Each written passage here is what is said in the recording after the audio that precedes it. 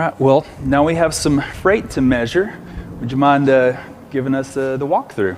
Well, first thing we do, of course, we walk around the freight, make sure there's no damage visible whatsoever. Then we take length times width times height. Now, when we do the length times width times height, we have to measure it from longest point to longest point. You know, sometimes we have shippers that put a cone on top that says do not stack. Well, we'll have to measure to the top of that cone. Or sometimes we'll have shippers that'll have an oversized pallet. Well, we have to measure the pallet. And if the freight overhangs, then we have to measure the freight. Whichever one is longest point to longest point. And in this case, it's going to be the pallet. So we'll go down through here. So it's 44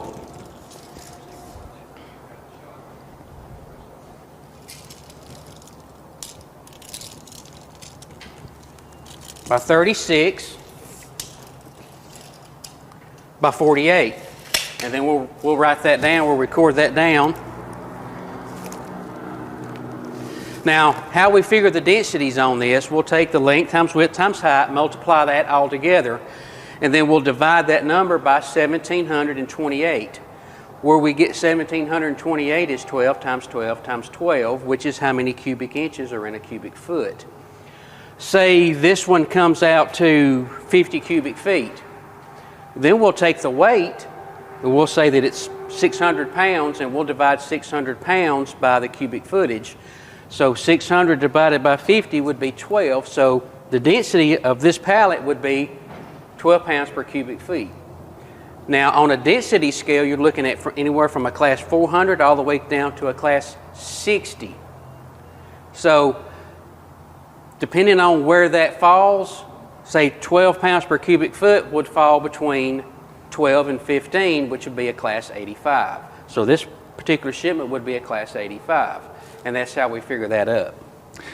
And if you're not an expert at math like myself, you can also go on averitt.com/density-calculator to input your numbers to get the actual density as well to help speed up the process. Yes. All you need to know is the measurements of your shipment and the weight of your shipment. You can put that into our calculator and it will figure the density for you.